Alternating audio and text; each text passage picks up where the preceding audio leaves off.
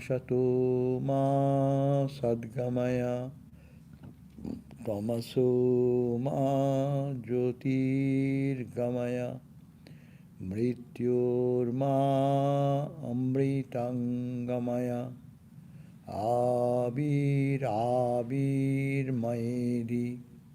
Rudro Jatte Dakshinang Mukham Te Namang Pahi Nityam Om Shanti Shanti Shanti. O Lord, lead us from the unreal to the real. Lead us from darkness to light. Lead us from death to immortality, and evermore shine in our hearts with your resplendent face. Om, peace, peace, peace be unto us all. So we are now back to the book, The Nectar of Supreme Knowledge, and we are making a synopsis to one step. We are synopsis of the chapters, what we have read, finished the 10 chapters, and we have made a synopsis of first chapter was the chapter Vairagya Prakaran. Vasishtha talks about detachment, renunciation. That's very important in spiritual journey. There is the whole universe is actually covered with that brahman, but we don't see. We see the form and name, what has come due to Maya. So that was the first chapter, was focused on detach, detach, detach. What you see, it is not the truth. Don't get identified, don't get identified. Training, training, train your mind. Don't get identified. And that's called Vairagya. Vairagya, monks take the path of Vairagya, means renunciation. Renounce, renounce, renounce, renounce, means detach, detach, detach, detach. Detach from what? What is impermanent and attached to that which is permanent. Second chapter we have studied also, synopsis. We did the synopsis last class.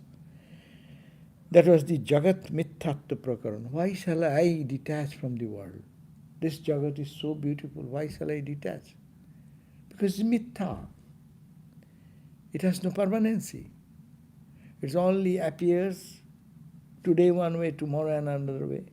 And it's changing its form, shape as the time passes.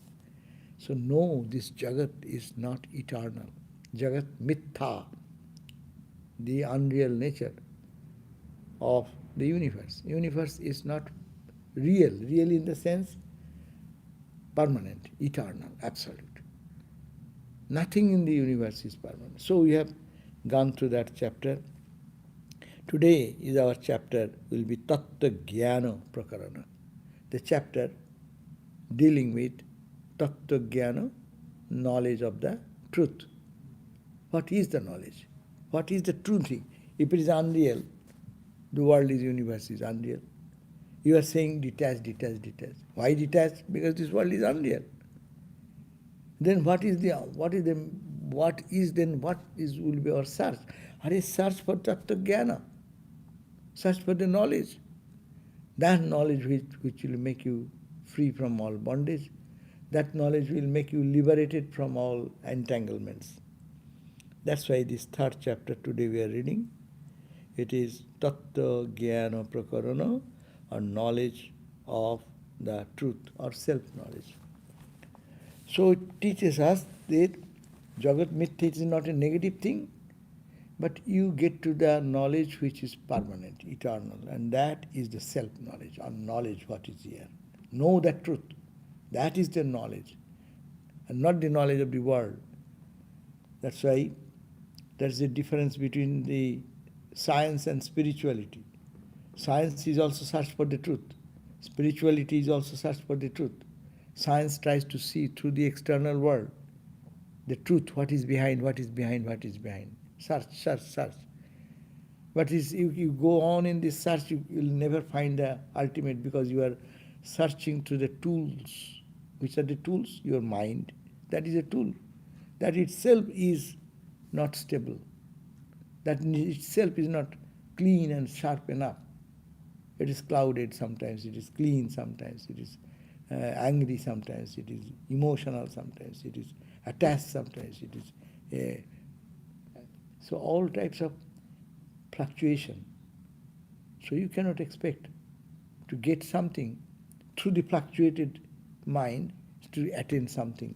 So therefore, no, the spirituality is to search the truth in yourself.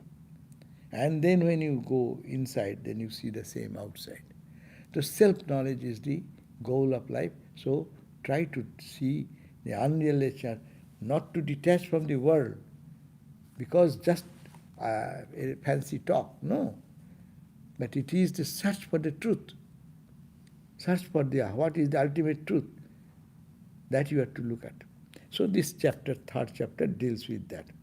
So knowledge of Brahman which brings liberation while living here, that is the point. First verse emphasizes that. What is that? Only knowledge. Knowledge of the truth. What is truth? Truth means, definition of truth is not changing in the three phases of time: present, past, and future. If you can find anything which does not change, what was before, what is now, what will be there. If in the three states of time it does not change, then you can say it is truth. The truth is now this waking experience, this is truth. If I go to sleep, then nothing remains. And in between, if we dream, another world comes up, and that is real. So, is this real? Or is the dream experience real? Or the sleep experience real? What is real? So you cannot say it is real. One is just contradicting the other. One state is just opposing the other phase. Non-existence. Now dream is not there. Dream is dream. While I am dreaming, this world is not there. This is unreal for me. When I am sleeping, I am neither dreaming, neither sleeping, neither this waking state. Both are unreal. So that if you find something which remains the same when I am waking state, when I am dream state, when I am sleeping, and again 24 hours, day and night, month, years, all this pass, it does not change. That is the only knowledge. So that is described. So what is said, that the realization of oneness of the Brahman and Atman alone is like burning grass fire, which burns away all the latent desires of the worldly enjoyment. That is truly termed as samadhi, not merely staying in, abiding in silence. So, being silent or being just quiet does not make anyone spiritual. But only realizing the identity of this, what is the Atman and what is Brahman, and this identity.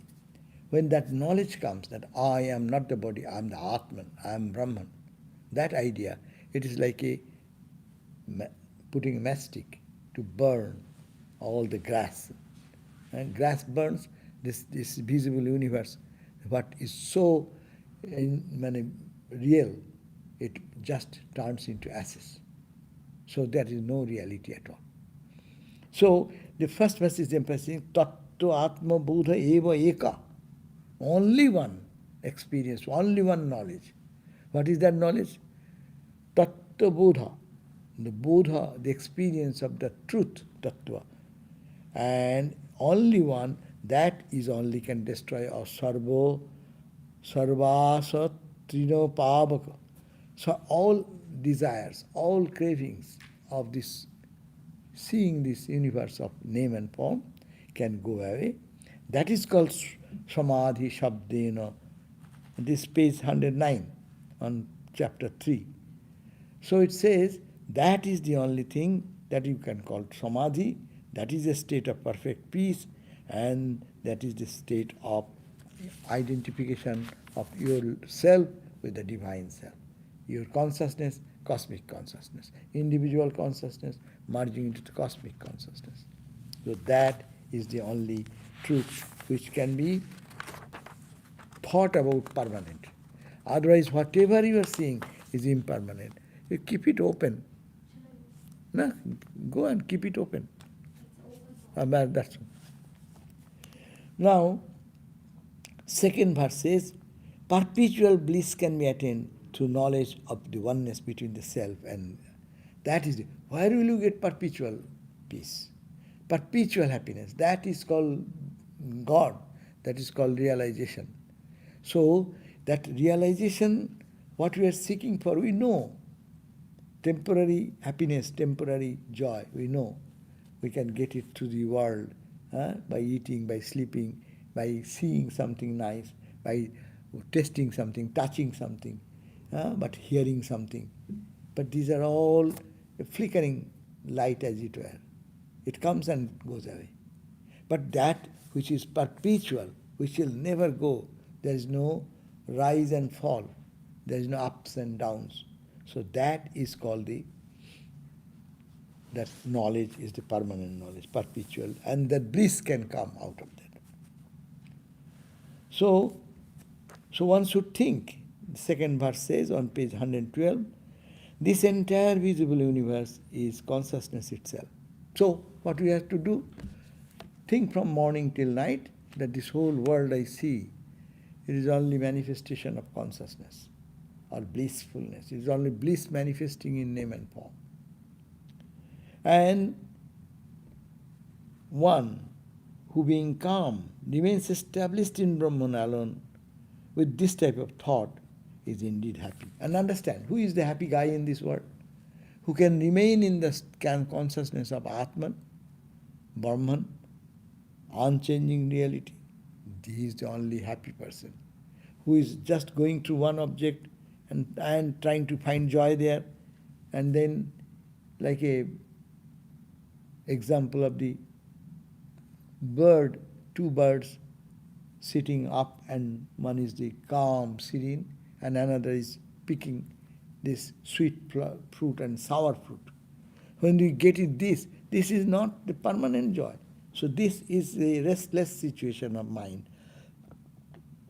Therefore you want to be sukhi, Brahma Kavacha Sukhi Bhava. So that is the Brahma Kavach, as if you are wearing an amulet, which gives you the vision of perpetual joy. But otherwise, it is always changeful. So be calm. So you want to be calm, you want to rest. Where will you rest? Rest in your that peaceful state, where you have no craving to go for picking here and picking there and picking there. Our whole life is a miserable life, because we are trying to pick something from this world which it cannot give. So,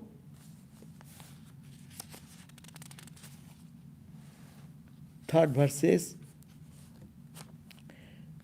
that the cool-hearted yogi, who is like a full moon, always takes refuge and remain in the state of Brahman, which is beyond all states. He is Supreme Ishwar. So what it says, that who will be in peace? You have to be a yogi. Who is a yogi? Yoga means union. Who is united?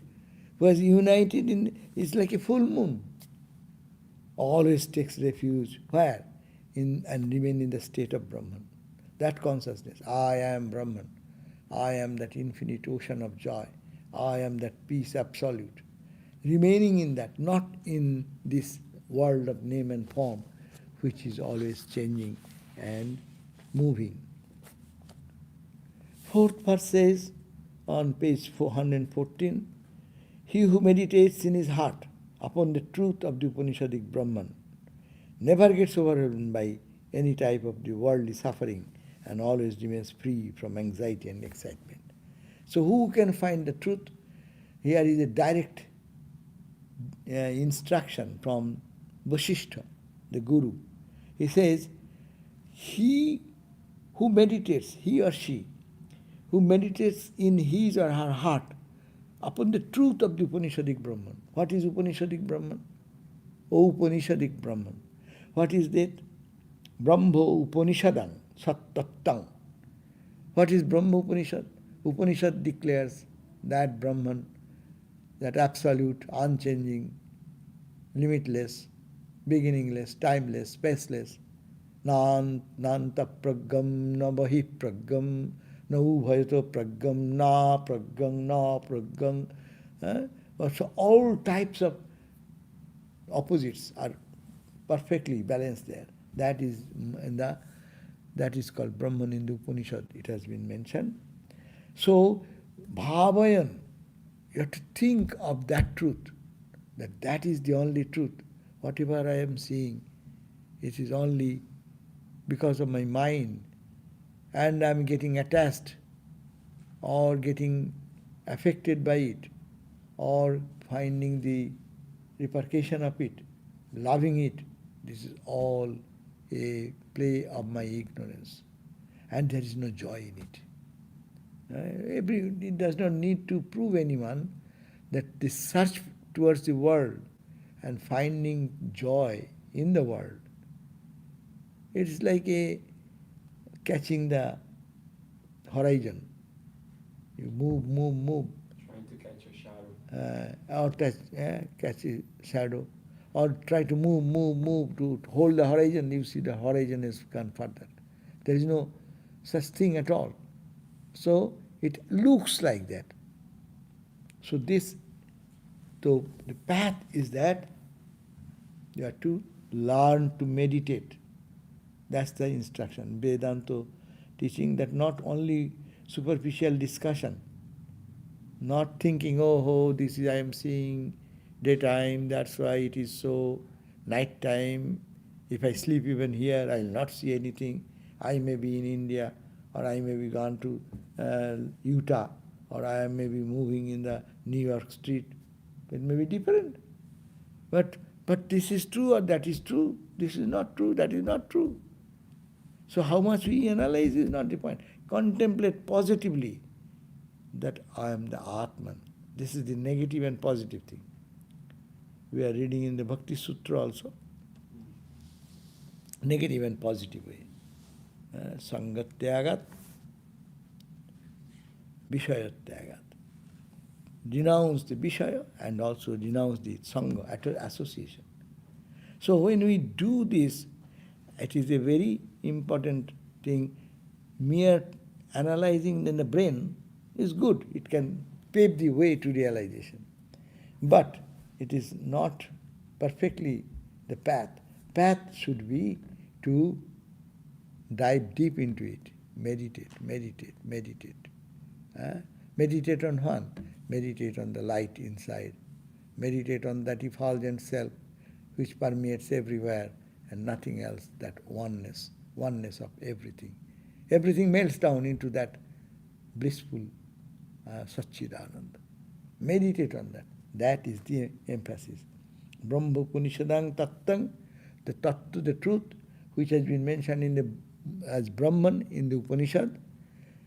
Jo Antaratmana, who is thinking in the innermost recess of the heart, putting the feeling in inside, and na udbegi, na chatustatma.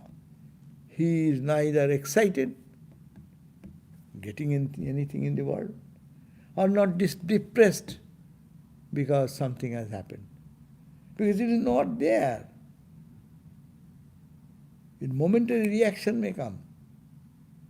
But in that real person who is in peaceful mood, he will not be affected by this. He will be meditating on that unchanging tustarma sangsarena abo sidati. He does not get drowned into the world and worldliness. He remains with the full knowledge that these are coming and going, popping up and coming. Like you go to the movie, you do not know what is the next scene is coming. But one scene is coming, another scene is going, another coming, another going, But you are the person watching all the time. You are true. These are all false. Similarly, the entire universe in which we are staying day and night, it is just one sin comes, another sin comes. As I say, our life is like that. Life is like a train journey, as I always give the example.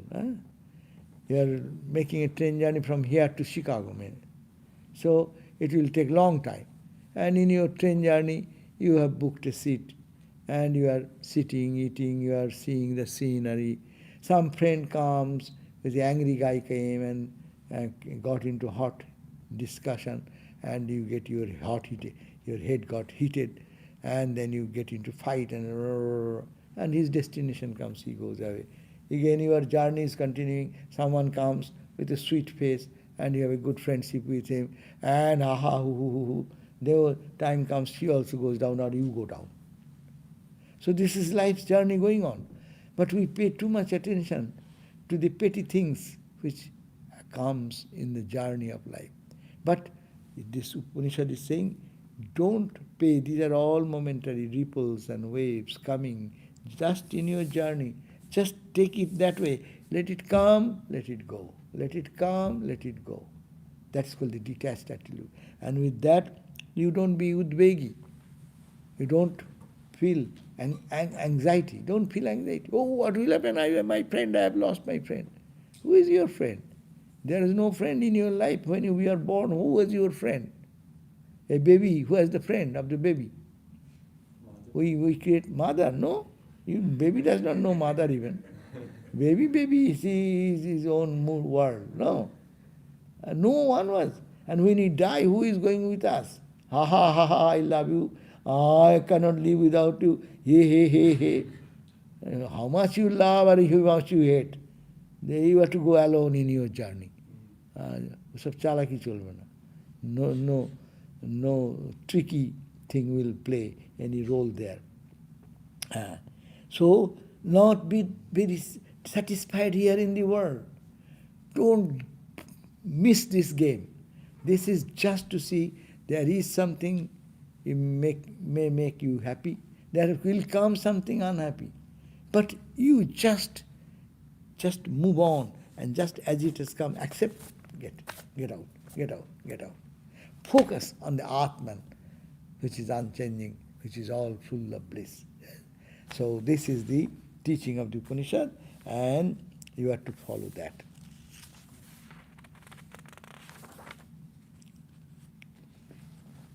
And he has explained that two types of suffering we face because of our own karma, and then another is our moha, delusion. See, karmaja means, suppose you are doing some work and as a result you get that good or bad experience. And moha, there is nothing. But you are attached, and that attachment is causing you all suffering. If you detach mentally, nothing. So this is the two types of suffering, karmaja and mohaja. Karmaja, you cannot do anything. My past life, what have I done? So my journey will take me in that way, no? You are sitting in a train, who will come next time? This guy will go down and another guy will come. You do not know anything. It is in a cosmic plan, arranged that way. Your karma, another person's karma has connected or disconnected, no? So this is karmaja. We have to go through karmaja, suffering, whatever comes. Or karmaja, happiness, no? Sometimes you don't do anything, you get a good meal, you get a good feast, you get good sweets. Suddenly you get, it's a karmaja. You got a good karma, you got a good sweet today. You didn't plan, you didn't expect, but you go and you eat, and it is in that plate you find, oh, there is some sweet.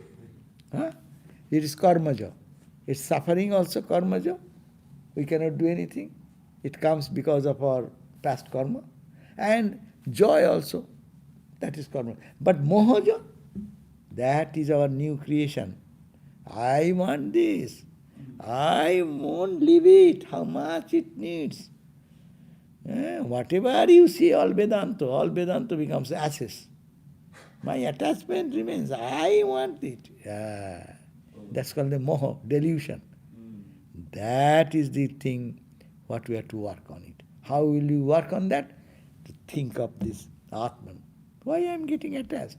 I should be attached to the whole world.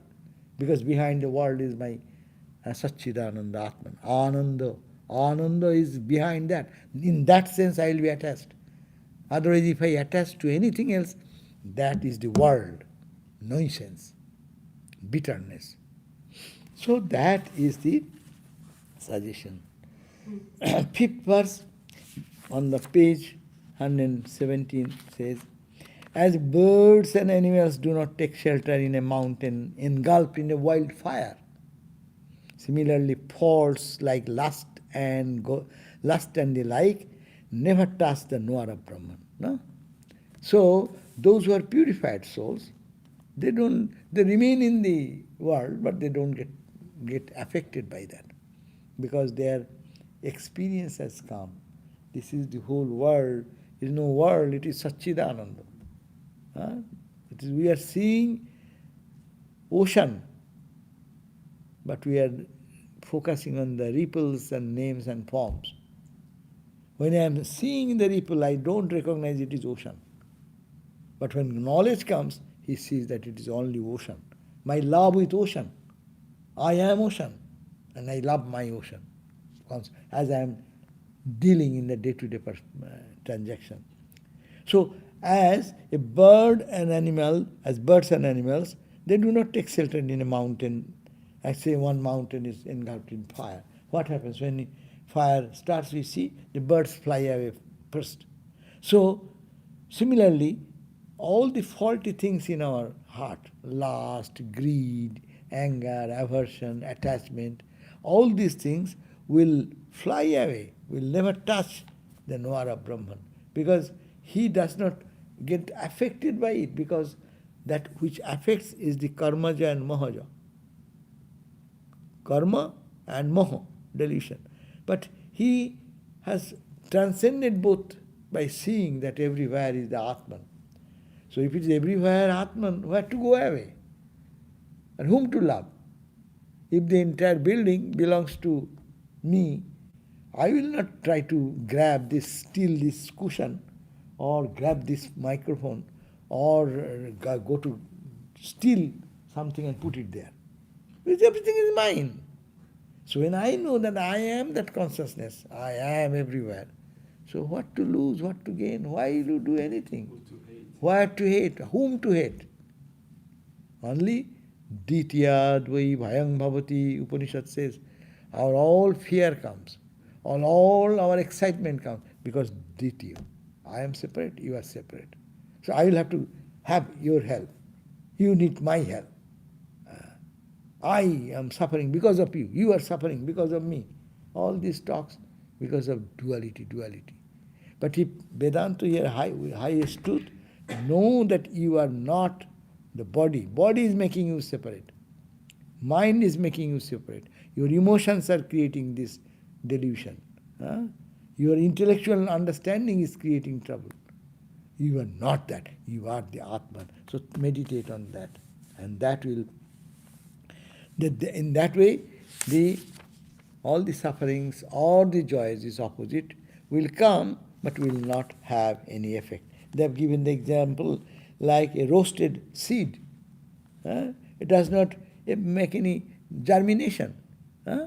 If you keep two, the seeds may look the same, whether it is roasted or it is not, it is a fresh. Outwardly it will look the same. The person looks the same.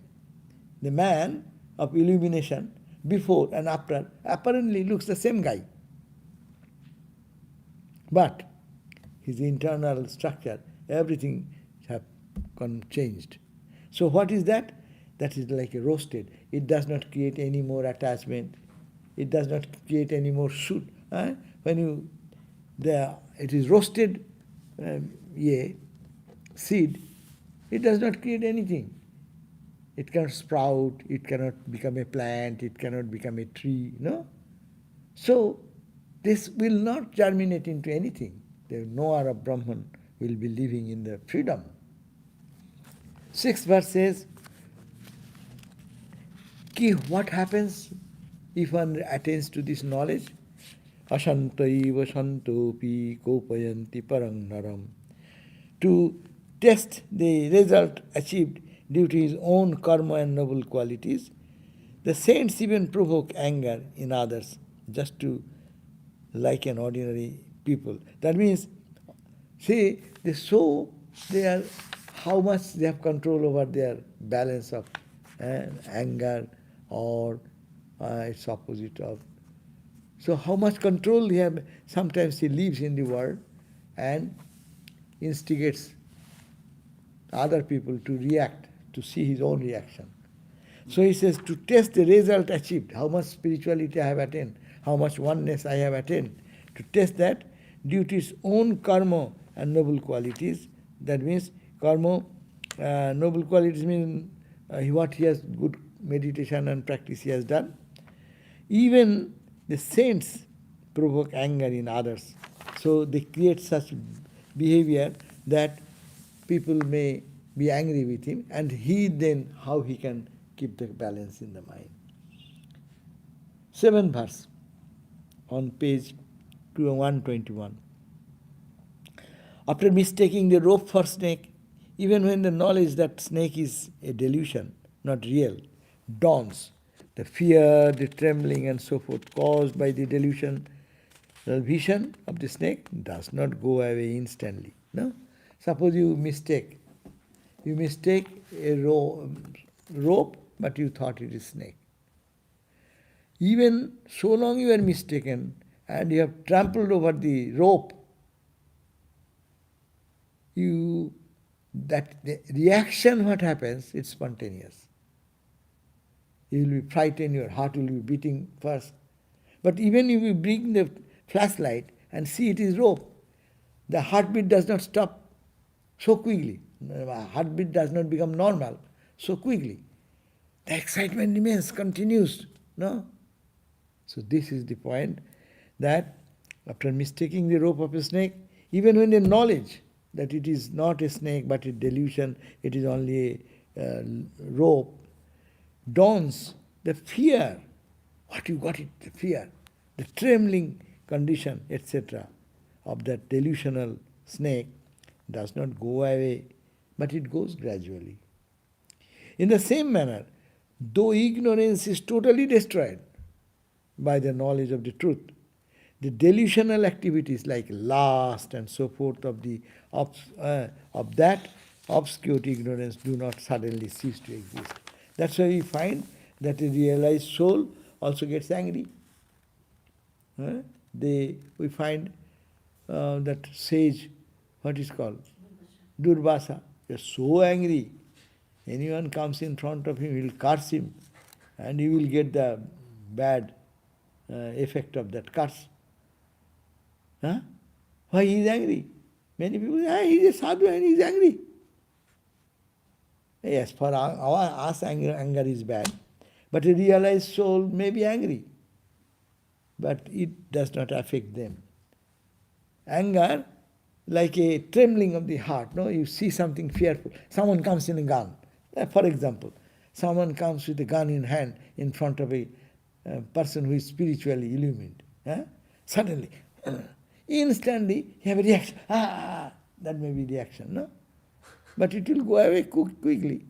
But initial reaction will be there. It does not mean that he has not the knowledge.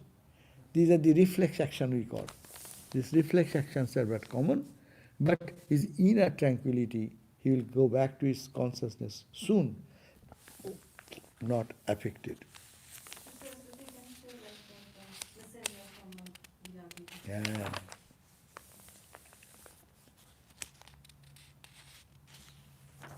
And now we have talked many things here.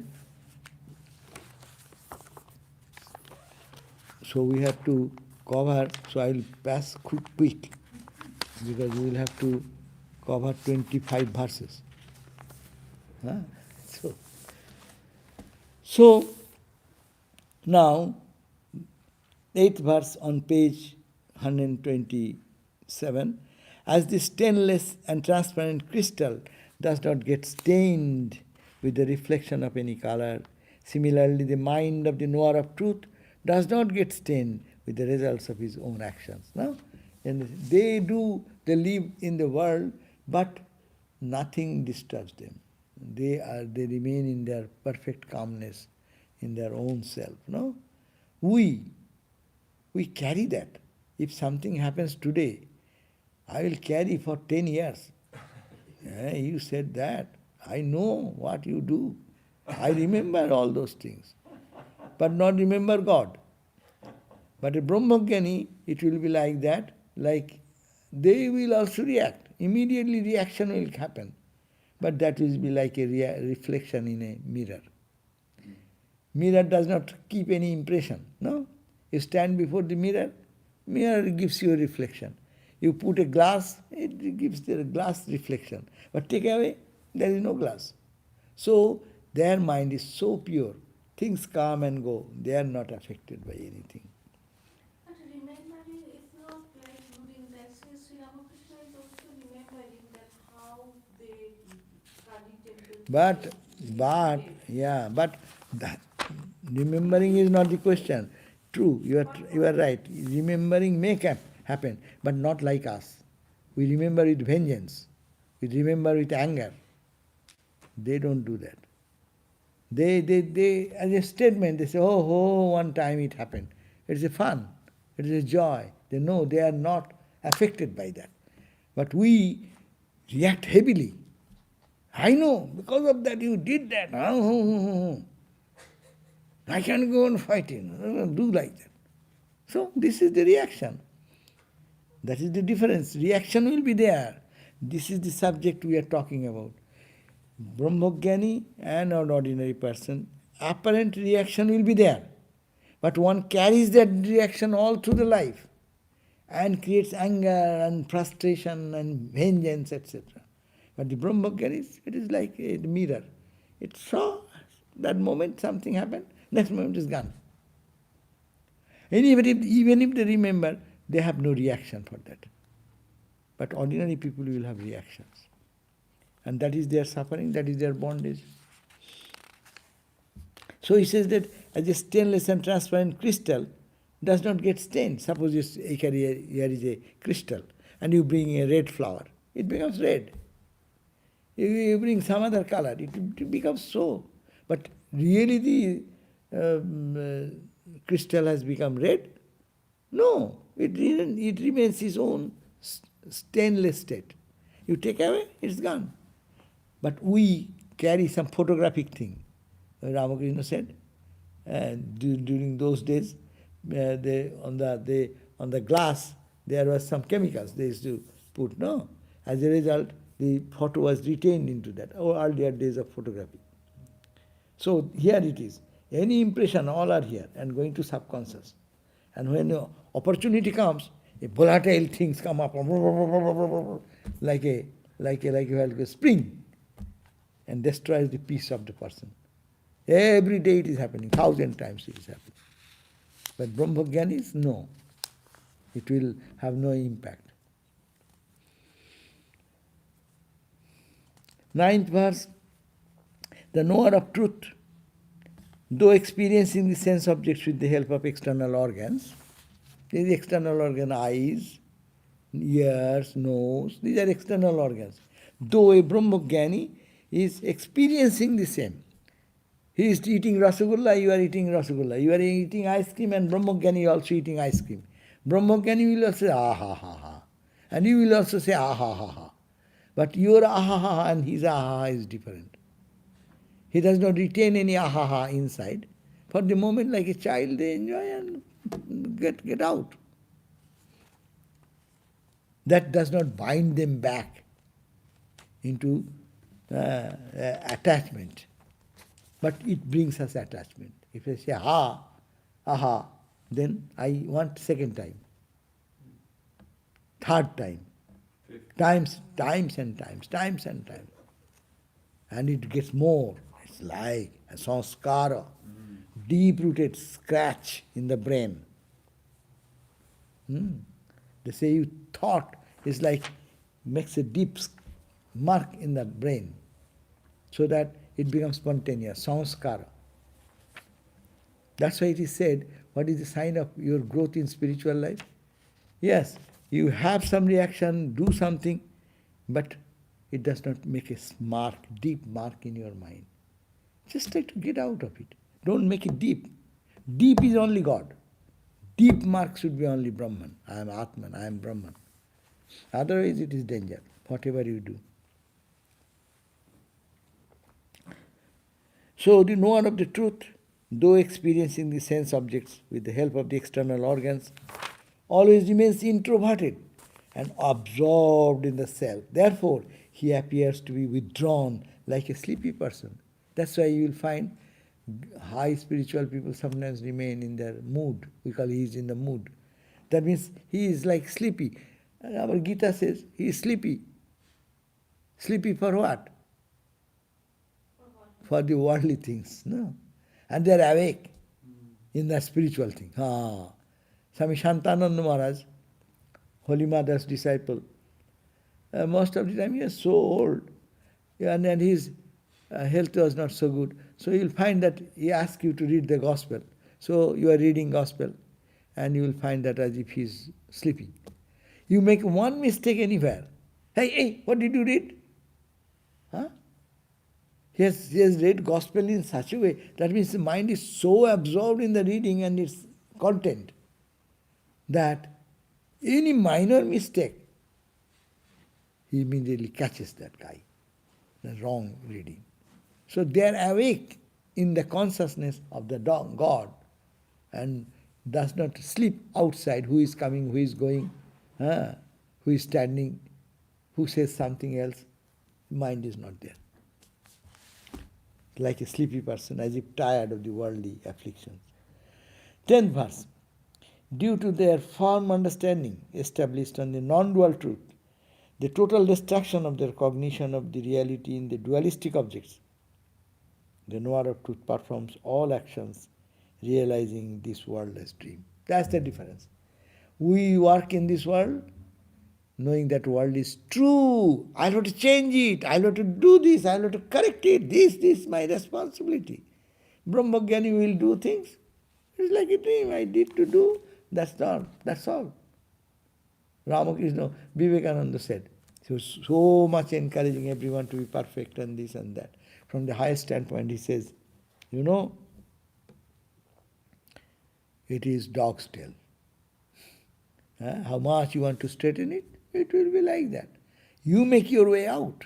You realize God and be free. Don't want to change the whole world. Change yourself. It is for your good it is happening. For your spiritual growth. If you don't take that, it's nothing. It is worthless space, spoiling the time and energy.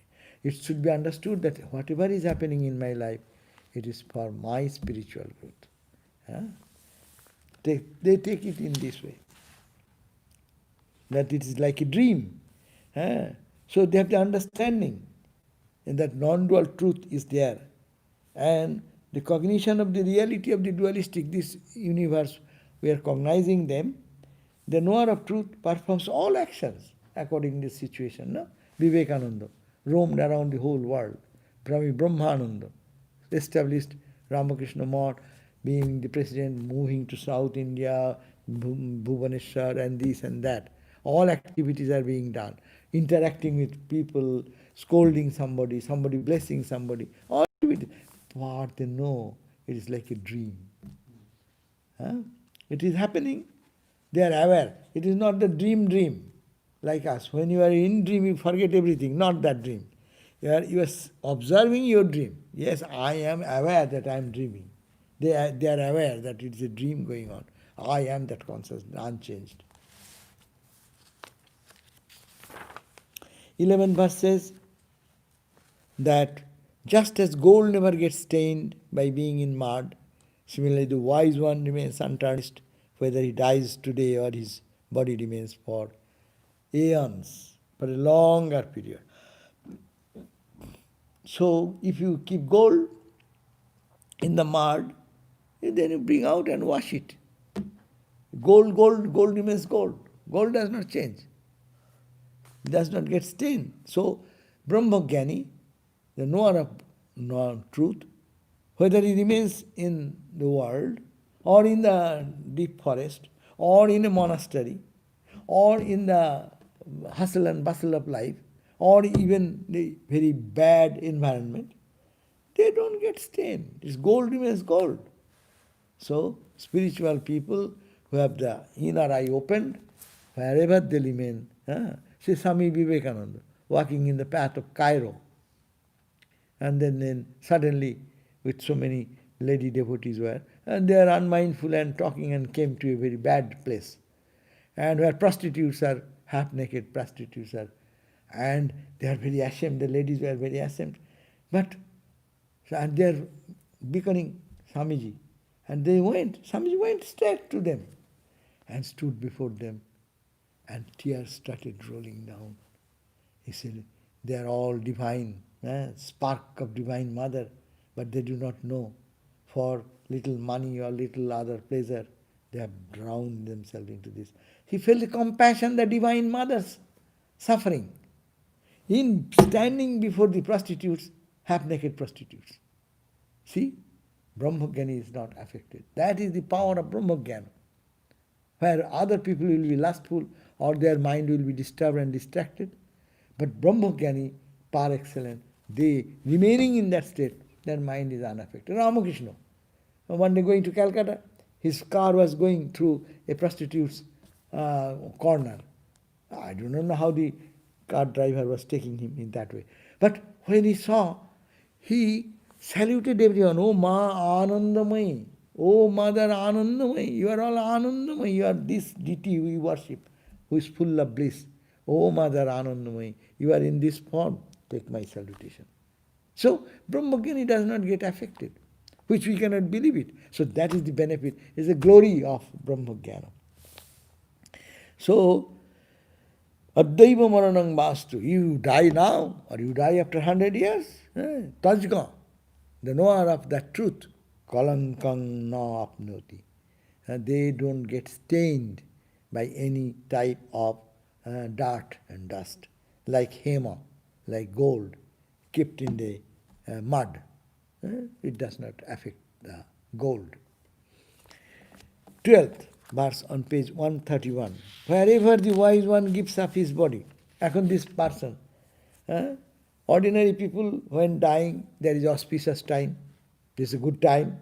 He will go in the path of light. He will go in the path of darkness. All these formulas are there. But a Brahmagyani, if you have that wisdom, you die anywhere. Matters little. You die in a temple or you die in the street. Some Brahmagyanis may be in the Himalayas somewhere, no one knows when their body is gone. They will be, oh, here is this inauspicious place, no one was around. Maybe his body is found after 5 days. So, what will happen to him? Nothing will happen. It's the body. He always discarded that body beforehand. So it is nothing to touch their spirituality. So it says, just wherever the wise one gives up his body, be it in the holy land of Varanasi or the home of the outcast, he becomes free of the subtle body at the very moment attainment of the knowledge. So whenever he has attained the knowledge, he is free. 13th verse on page 133. O Rama, to a person who is free from thirst for desire, this huge universe seems to be a small place like that of a hoof print of a cow. This world is so frightening to us, so big. Oh my God, my financial condition, my health condition, my relationship, my this, my that. I am crushed by the wheel of this worldly suffering. All these seems nothing to a knower of Brahman.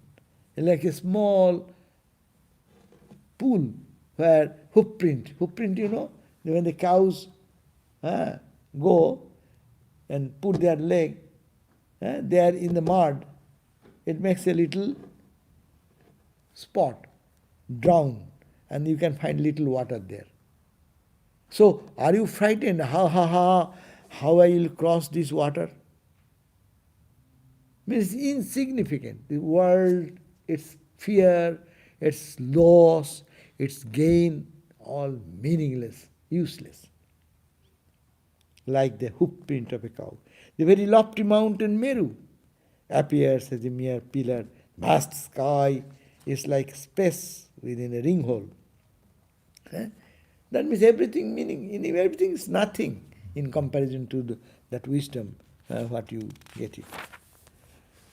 14 verse says, then 135 page, the man of wisdom due to lack of desire for any sense object is internally and externally empty. That means they have no craving. It's all clean. Empty here means clean of all dust and dirt, internally and externally.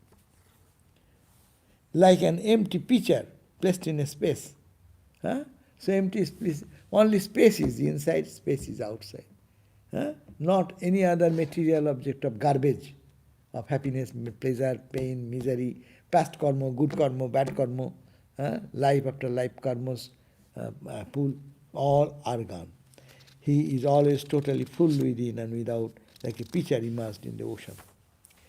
15th verse, he is called liberated in whom mind and feeling of likes and dislike upon seeing any object does not arise, who remains asleep while engaged in action, being free from ego. So they are egoless, so when they are acting as if they are not involved. And when they have no likes and dislikes. 16th verse, the jivan mukta, a liberated person, is free from ego, free from all doubts. There is no doubt. Two things, doubt and fear, goes away for a liberated soul. Though he appears as resting and withdrawn person, yet his heart is full of natural light of knowledge, and he remains calm and unattached like a lamp in a picture. So he is always calm, he is always full, always peaceful. 17. Page 139. One who remains unworried, giving up all desires arising out of ego, and sportingly being freed from any object of thought is verily jivan. Who is a knower of truth? Who is a person? He is not worried about anything, and his no desire which arises out of ego. He is free from any thought of any object. That means he is loka vasana, the worldly desire, sastra vasana, all these bondage are gone. Perfect person goes beyond all this. Knowledge self cannot be at influence of the desire of the company of the people, the passion for too much study of scriptures and the desire to keep bodily beauty. Desire of the only obstacle. So it says that lokavasana, they have no desire to be popular among people. There is no scriptural reading. I'll be very erudite, pandit, knower of truth. I have so much knowledge. Dehovasana, that desire to keep the body beautiful, nice, and good looking. These desires are all gone. Therefore, 18th verse says, therefore, he who renounces the association of the friends from a distance, those who are friends in the world, they are not the friends. Those who are realized soul, they are our friends. So, this realized person will, so-called friend, they will be away from that. That's why they become isolated. Spiritual people isolate themselves from worldly people. So, he who renounces the association of friends, like a blind person, fears public association, considers sense enjoyments and diseases as same.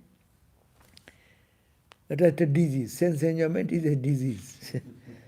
Looks with disgust like a condemned straw upon those who run lustfully after women and men, and maintains the same mental attitude towards friend and enemy. That extremely wise one is capable of enjoying the bliss. Who can do? That means all equanimity in the heart. There is no attachment, there is no detachment. There is no anger, there is no aversion. Just a peaceful person. Nothing affects the person inside. Things happen, but he is unattached to everything. 19. It says that tranquil-hearted person who remains pure and unattached like the sky, by totally renouncing an understanding of the reality of all visible objects, is called the jivan mukta. That's why we have read it, the person of tranquility, who has like a sky. Sky is unaffected, no? How much fire work starts here, or bonfire starts, earthquake happens, or say war starts with big wars and atomic explosion. The sky remains the same. It has unattached. In it everything happening, but the sky remains undisturbed. Therefore, 20th verse says, on page 144, the person of wisdom with mind that is bereft of the thirst for sense object is noble-hearted and free in every way, no matter whether he performs any work or practice samadhi and the like. Whether he is in samadhi or he is in action, like Vivekananda. He is in samadhi, Thousand Island Park, in samadhi, or he is talking, or he is walking, or he is giving sermon.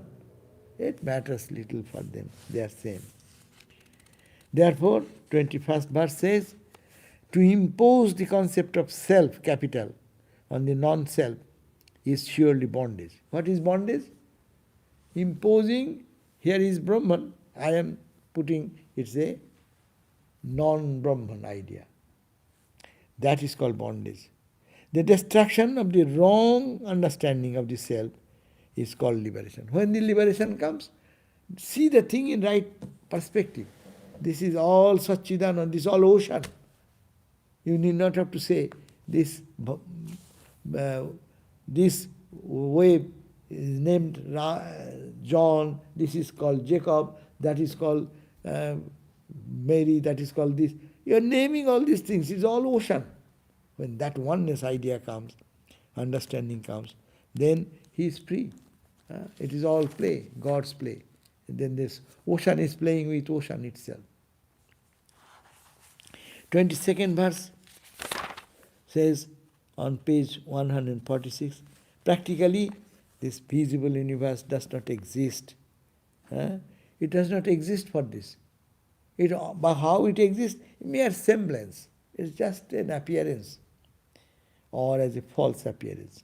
With this understanding, when the concept of reality in the object of perception has completely vanished from the mind, then only there arises the supreme bliss of liberation.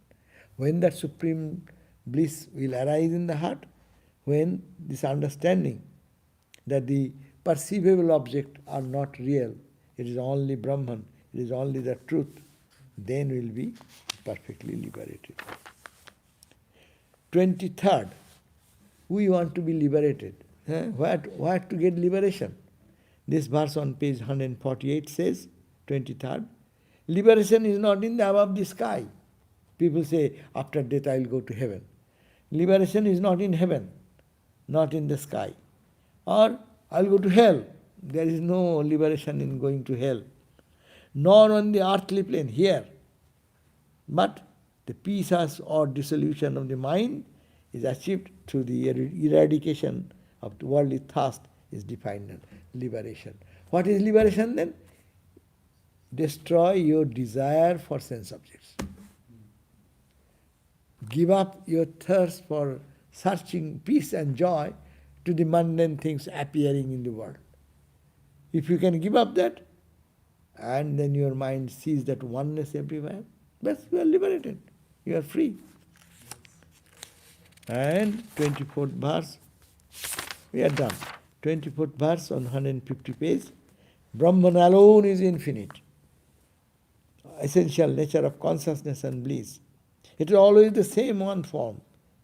And it is bereft of all types of superimposition. This is the truth.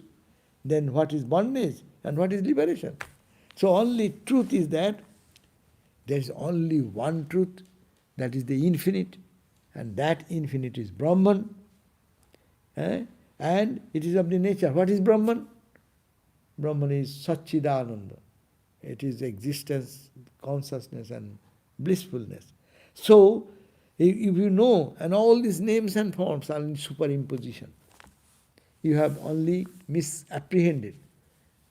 You are seeing the water, but you are only seeing the ripples and waves, not seeing the water. You are seeing the ornaments, but you are not seeing the gold.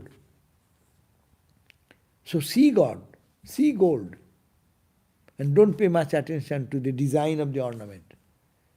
Everything is different. So that is liberation. What is liberation else? And 25th verse, the last verse, says, O Rama, as soon as the mind becomes playful or fickle, it enters into the state of bondage. When the mind becomes fickle and wants to play in the duality, then it is in bondage. Therefore, by the pacification of the mind, or to the destruction of the mind, there remains only liberation and conscious self. So what to do? Last verse says that you destroy your mind. You pamper your mind too much. We all pamper our mind. I know. It is my feeling. I understand. You understand your wrong understanding, because you are giving too much value to your mind, which is a culprit of all these troubles in life. When the mind is strong, strong likes, strong dislikes.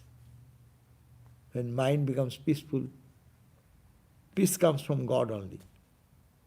Some oneness, idea of oneness, this Vedantic idea, that will give the freedom.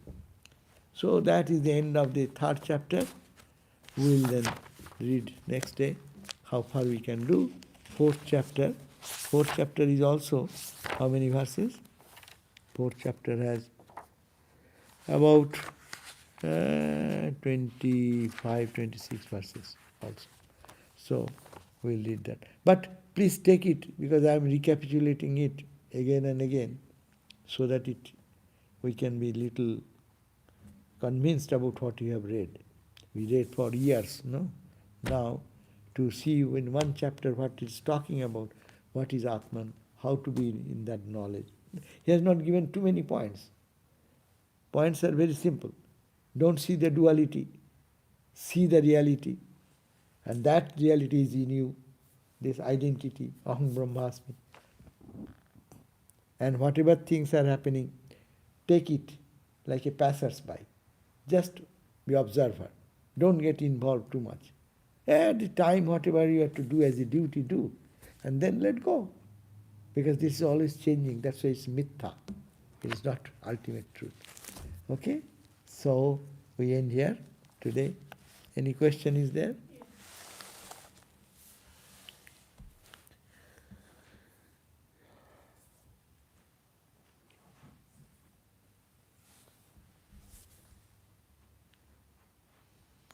How can one experience world as a dream and identify with Atman at the same time?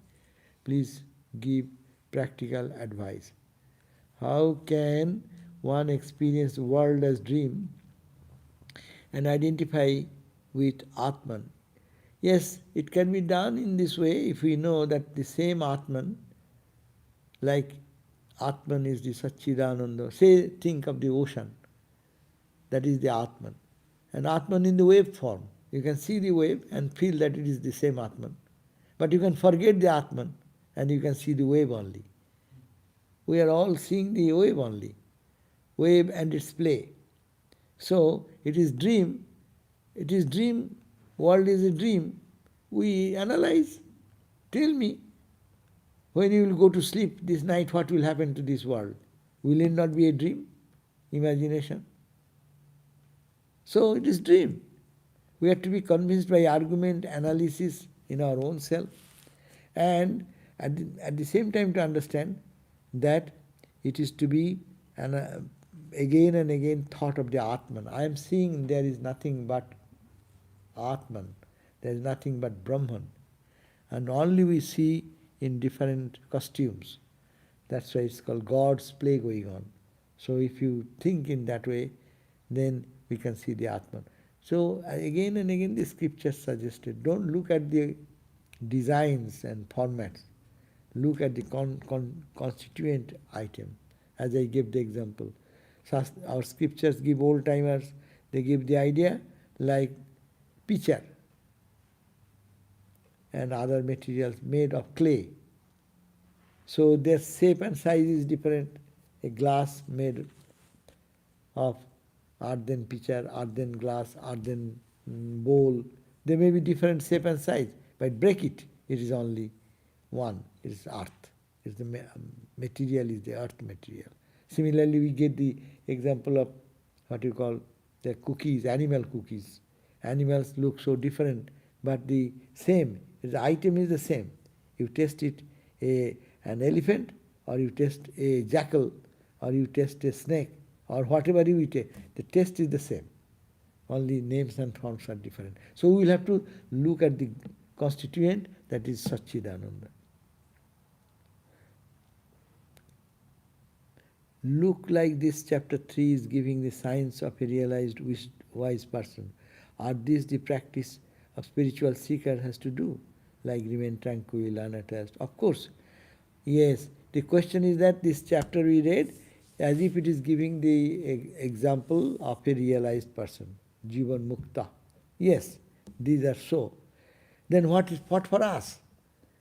Yes, we have to follow their principle. What they are spontaneously seeing, we should have to imbibe those attitude to see the world. And in the Bhagavad Gita it says, Jad jad acharati shrestha tattadevo itaro jana. As the wise people behave, so the masses follow them. So whatever the spiritually wisdom, enlightened people are experiencing, so similarly the same thing should be practiced by us. That means the tranquility they are talking about. They are talking about the detachment, unattached. Don't be attached to anything because these are all changing. Why you are getting attached so much? Because the thing you attached, that thing is gone. That's why it is said that under the bridge the water has passed. The same, it is not the same water. You look at the bridge and you watch, are you seeing the same water? That water is gone. So whatever in this life, this attachment, we should be detached, tranquil, remain tranquil. That practice should be maintained by us. Yes. Can you kindly guide regarding dietary rules and restrictions for it? Yeah, that our Vedanta says that yes, dietary restriction for your spiritual aspirant is this much, which food suits your health. Take that type of food which helps you to meditate, which disturbs your meditation, which disturbs your mental peace, makes you agitated.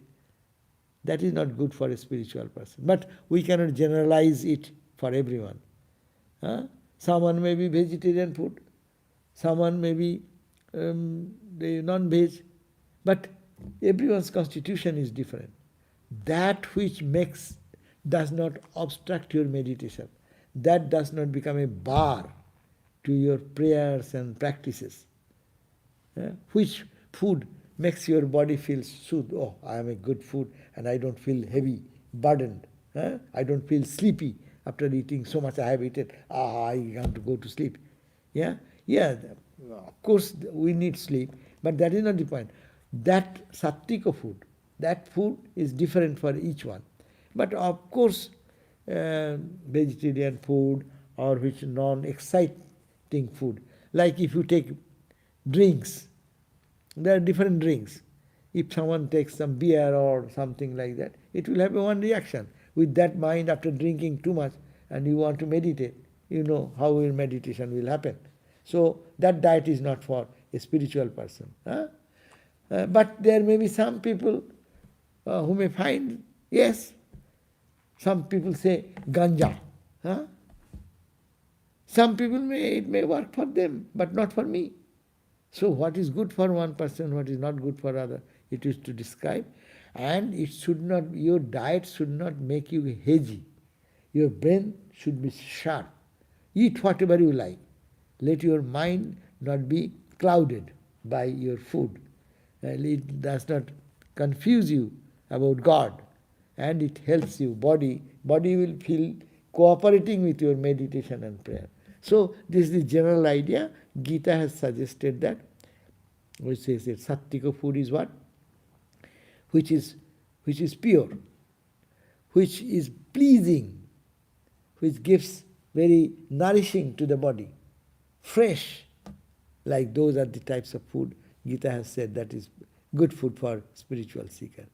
But what that item, you can decide according to your health condition and your own practice. You can see what is helpful, what is not.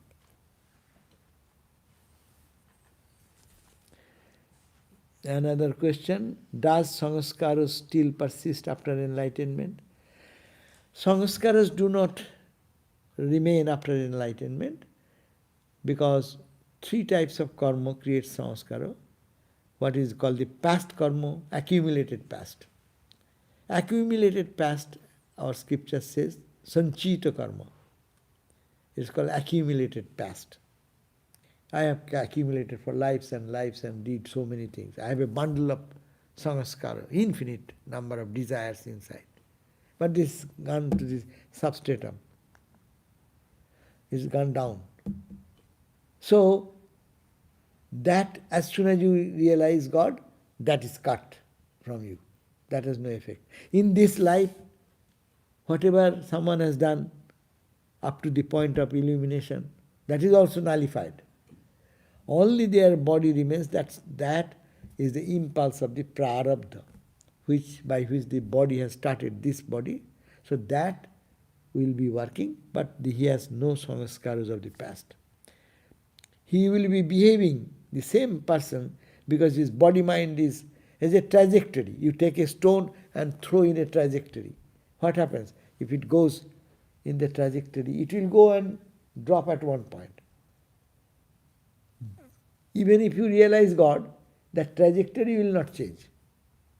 A person who is blind, after God realization, will not be a man of seeing the light like us with eyes open.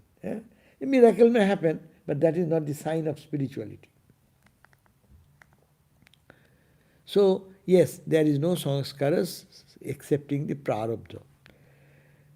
How can I meditate on the Atman? Yeah, think of Atman is all pervaded, full of light and bliss, Satchidananda, like ocean of light. All the ripples and bubbles and forms, they are all light, light, light, light. People meditate like that. And this book, what we read today, you have a copy, then you can find there are many verses where you can meditate on Atman. Yes. Thank you all. Same question. Similar question. কোথায় গেল? কোনটা?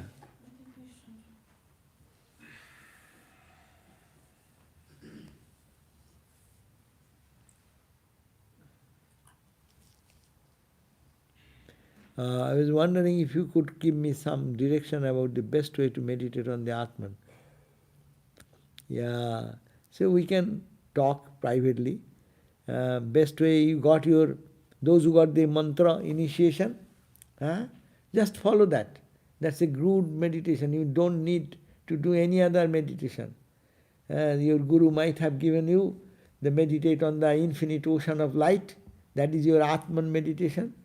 And think whatever you are touching, that everything is melting into and becoming an ocean of light and consciousness. No? Don't see any material object, only see the light, light, light, light, light, light, light. For us, that is the light, you can imagine the sun's light. When sunrise, think of the light, meditate that light is ever overwhelmingly everywhere and nothing but that light. Meditate. In your initiation time, probably your guru might have given those. So follow that type. That is your meditation on Atman. And chant the mantra along with it, maybe a symbol of that infinite ocean of light. So you can think that is your meditation on Atman. Okay? Okay. Om Shanti Shanti Shanti Harihi Om Tat Sat Sri Ram Krishna Arpanamastu. Now tomorrow 10:30 na 10:30 is the 10 o'clock is the meditation class by Swami Satyamayananda, and 7:30 will be gospel by Sarvadevananda. Okay. Thank the title is stopping the mind chatter. Oh, that's at 10:30 they will be stopping the chatter of the mind or matter. 10 a.m. 10 a.m. meditation. How you stop the chattering of the mind. Yes. Those who are put the question about meditation, that will help you. Okay? Jai Ma. Thank you.